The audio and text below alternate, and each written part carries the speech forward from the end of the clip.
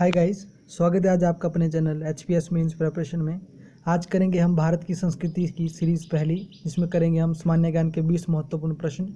और ये सभी प्रश्न पहले भी एग्जाम में पूछे जा चुके हैं और एग्जाम पॉइंट ऑफ व्यू से बहुत ही इंपॉर्टेंट है। साथ में मैं इनकी आपको एक्सप्लेनेशन भी दूंगा। तो चलिए शुरू करते हैं आज की इंडियन कल्चर की भारतीय संस्कृति से 20 महत्वपूर्ण प्रश्न।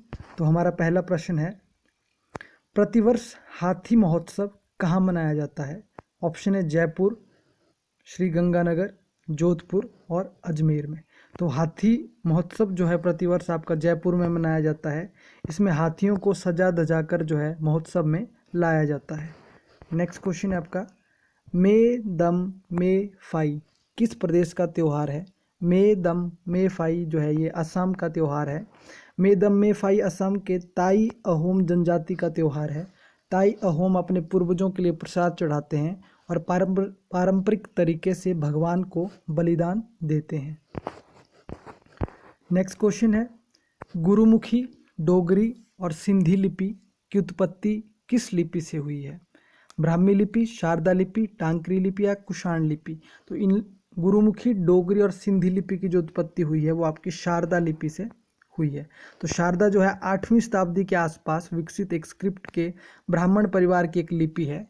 यह सुसंस्कृत और कश्मीरी भाषा के लिए प्रयोग की जाती थी। गुरुमुखी गुरु अंगद द्वारा विकसित लिपि है जो शारदा लिपि से विकसित हुई है। अभी यह कश्मीरी पंडितों द्वारा प्रयोग की जाती है। तकरारी या टंकारी जैसे पारदा लिपियों के कई रूप हैं जो कुकरी लिपि के माता पिता, कुल्लूई लिपि जिसे हिमाचल प्रदेश में कुल्लू में जो बोली जाती है कुल्लूई लिपि, चमेली स्क्रिप्ट चंबा हिमाचल प्रदेश में और सिंधी पंजाब के बनिया इत्यादि में जो है शारदा लिपि का प्रयोग होता है। नेक्स्ट क्वेश्चन है आपका, एजुथचान पुराकारम किस प्रदेश का सर्वोच्च साहित्यिक पुरस्कार है? तो एजुथचान और पुराकारम ये है आपका केरल का सर्वोच्च साहित्यिक पुरस्कार, केरल का। नेक्स्ट क्वेश्चन है, राष्ट्रीय स्मारक प्राधिकरण के चेयरपर्सन को कौन नियुक्त करता है? राष्ट्रपति, उपराष्ट्रपति, प्रधानमंत्री या मुख्य न्यायाधीश? तो राष्ट्रीय स्मारक प्राधिकरण के चेयरपर्सन को जो है राष्ट्रपति नियुक्त करते हैं। राष्ट्रीय स्मारक प्राधिकरण भारत की धरोहरों, स्मारकों की देखभाल के लिए बनाया गया है। इसके चेयरपर्सन की नियुक्ति राष्ट्रपति द्वारा की जाती है। नेक्स्ट क्वेश्चन है आपका, चिश्ती सिलसिला एक सूफी सिलसिला है जो चिश्त कस्बे से शुरू हुआ है। चिश्त कस्बा वर्तमान में कहाँ स्थित है? तो ये है आपका अफगानिस्तान, उज्बेकिस्तान, तुर्कमेनिस्तान या सऊदी अरब में। तो इसका आंसर होगा आपका अफगानिस्तान में। चिश्त कस्बा जो है अफगानिस्तान के हेरात प्रांत में स्थित एक कस्बा है। इसकी स्थापना 930 ईस्वी में अब्बू इशाक शम्मी ने की। पश्चिमी एशिया से लौटने से पहले उन्होंने स्थानीय अमीर अबू अहमद अब्दल के बेटे को प्रशिक्षित और नियुक्त किया, जिनके नेतृत्व में चिश्तिया क्षेत्रीय रहस्यमय आदेश के रूप में विकसित हुई। चिश्ती सिलसिला की भारत में स्थापना ख्वाजा मुइनुद्दीन चिश्ती ने की। इस सिलसिले के अन्य प्रमुख संत कुतुबुद्दीन बख्तियार काकी, फरीदुद्दीन गंजशंकर, निजामुद्दीन औलिया और अलाउद्दीन अली अहमद सवीर कलियारी थे। नेक्स्ट क्वेश्चन है, द्वितीय बुद्ध किसे कहा जाता है? पद्मसंभव को, मैत्रेय को, अवलोकितेश्वर को या अश्वघोष को? तो द्वितीय बुद्ध कहा जाता है आपका पद्मसंभव को। ठीक है, द्वितीय बुद्ध पद्मसंभव को कहा जाता है। नेक्स्ट क्वेश्चन है, भगत आंदोलन निम्नलिखित में से किस जनजाति से संबंधित है? ऑप्शन है बिरहोर, भील, संथाल या कोल? तो ये है आपका भगत आंदोलन भील जनजाति से संबंधित है, जो राजस्थान, गुजरात, मध्य प्रदेश, महाराष्ट्र में पाई जाती है। जब कोई भील भगत हो जाता है तो उसे मांस, अंडे और शराब का त्याग करना पड़ता है। वो दहेज भी स्वीकार नहीं करता है। यह आंदोलन 300 साल पुराना है और राजस्थान के मावजी सबसे पुराने भगत थे। उनके राजस्थान के बांसवाड़ा और डूंगरपुर जिले में काफ़ी अनुयायी हैं।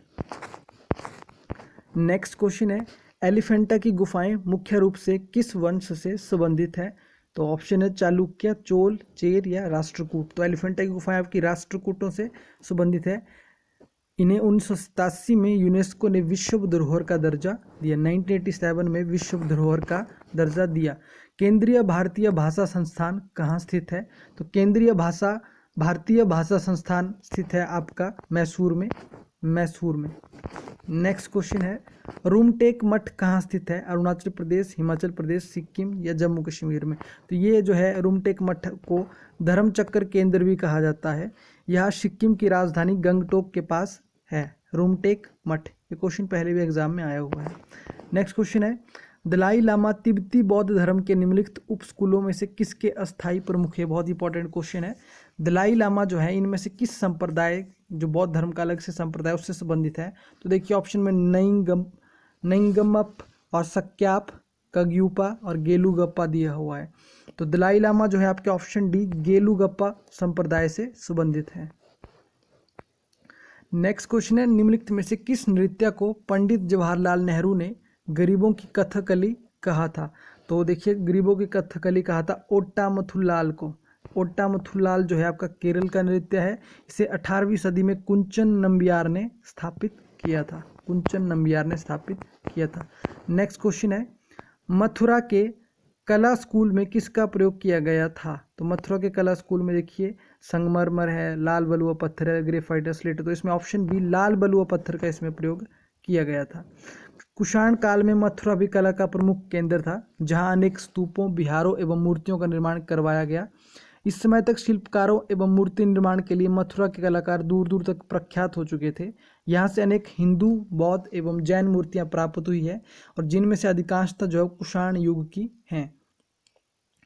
नेक्स्ट है, मथुरा शैली में कनिष्क की एक सिर रहित मूर्ति मिली है जिस पर राजधिराज देव पुत्रों कनिष्को अंकित है। यह खड़ी मुद्रा में है तथा 5 फुट 7 इंच ऊंची है। राजा घुटने तक कोट पहने हुए है, उसके पैरों में भारी जूते हैं, दायां हाथ गदा पर टिका है तथा वह बाएं हाथ से तलवार की मुठिया पकड़े हुए है। कला की दृष्टि से प्रतिमा उच्च कोटि की है, जिसमें मूर्तिकार को सम्राट की पाषाण मूर्ति बनाने में सफलता प्राप्त हुई है। इस मूर्ति पर यूनानी प्रभाव भी दिखाई देता है। नेक्स्ट क्वेश्चन है, निम्नलिखित में से किसकी स्थापना आज़ाद भारत के पहले शिक्षा मंत्री मौलाना अबुल कलाम आज़ाद ने की थी? बहुत इंपॉर्टेंट क्वेश्चन है, पहले भी एग्जाम में आया हुआ है। भारतीय सांस्कृतिक संबंध परिषद, सांस्कृतिक संसाधन और प्रशिक्षण केंद्र, साहित्य अकादमी, ललित कला अकादमी। तो इसका ऑप्शन है आपका भारतीय सांस्कृतिक संबंध परिषद, ऑप्शन ए। तो ऑप्शन ए इसका आंसर है, भारतीय सांस्कृतिक संबंध परिषद। इसकी स्थापना 9 अप्रैल 1950 को की गई थी। इसका मुख्यालय नई दिल्ली में है। नेक्स्ट क्वेश्चन है, निम्नलिखित में से कौन से मंदिर को यूरोपियों ने ब्लैक पेगोडा कहा है? तो देखिए इसमें ऑप्शन है तिरुमला, तिरुपति आंध्र प्रदेश में, कामाख्या देवी असम में, कोणार्क सूर्य मंदिर उड़ीसा में और जगन्नाथ मंदिर उड़ीसा में। तो ये है आपका ब्लैक पेगोडा कहा जाता है आपके कोणार्क सूर्य मंदिर उड़ीसा को, ऑप्शन सी। ऐसा माना जाता है कि इस मंदिर का निर्माण पूर्वी गंग वंश के राजा नरसिंह देव प्रथम ने 1250 में कराया था। इस मंदिर के 3 हिस्से हैं, नृत्य मंदिर, जगमोहन और गर्भगृह। यूनेस्को ने वर्ष 1984 में इसे विश्व विरासत स्थल का दर्जा प्रदान किया था। समुद्री यात्रा करने वाले लोग एक समय में इसे ब्लैक पेगोडा कहते थे, क्योंकि ऐसा माना जाता है कि यह जहाज़ों को किनारे की ओर आकर्षित करता था और उनका नाश कर देता था। नेक्स्ट क्वेश्चन है आपका, अगले 50 वर्षों तक भारत माता भारतीयों द्वारा पूजी जाने वाली एकमात्र भगवान होनी चाहिए। ये कथन किसका है? ये कथन है आपका स्वामी विवेकानंद का, ऑप्शन बी, स्वामी विवेकानंद का। थोड़ा सा आपको भारत माता की शब्द के बारे में बता दूं। भारत माता का उल्लेख जो है किरण चंद्र बंदोपाध्याय के नाटक में सर्वप्रथम आया था, जो कि सन 1873 में खेला गया था। भारत भूमि को जीवन का पालन करने वाली माता के रूप में रूपायित कर उसकी मुक्ति के लिए की गई कोशिशों में उसकी संतानों ने इस नारे का बार बार प्रयोग किया है। नेक्स्ट क्वेश्चन है, वैदिक काल में किस यज्ञ में यज्ञ सामग्री में सूरा का प्रयोग किया जाता था? तो इसमें है कौन सा यज्ञ था जिसमें सूर्य यानी कि शराब का प्रयोग किया जाता था? अग्निस्तोम, राजसूय, सोत्रामणि और वाजपेयी। तो इसका होगा ऑप्शन सी, सोत्रामणि यज्ञ। सोत्रामणि यज्ञ जो है पहले असुरों द्वारा किया जाता था, जो बाद में देवताओं द्वारा किया जाने लगा। इसके प्रमुख यज्ञ सामग्री सूरा थी। नेक्स्ट क्वेश्चन है, जहांगीर ने फारस के राजा शाह अब्बास प्रथम की पेंटिंग के लिए किसे जो है वो फारस भेजा था? तो यह है आपका बिशन दास। जहांगीर के काल को जो है चित्रकला का स्वर्ण काल कहा जाता है। बिशन दास उसके समय का चित्रकार था जिसे जहांगीर ने 1613 में फारस के राजा शाह अब्बास प्रथम की पेंटिंग के लिए फारस भेजा था। वह इतना सफल हुआ कि 1620 तक रहा और उपहार में हाथी लेकर लौटा था।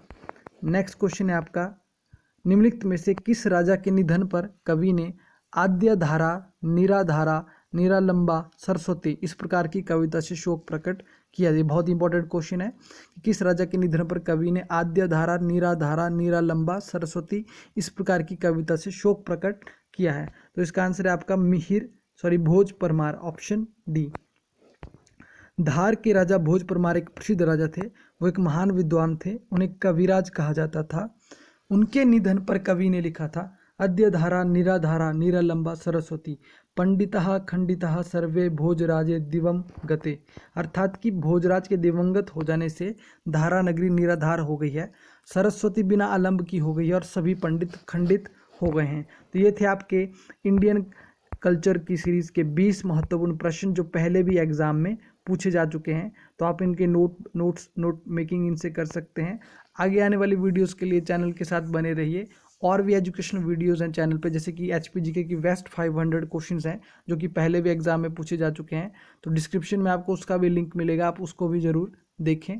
तो ये थी आपकी आज की वीडियो को लाइक करें, चैनल को शेयर करें और चैनल को सब्सक्राइब जरूर करें। Thank you so much.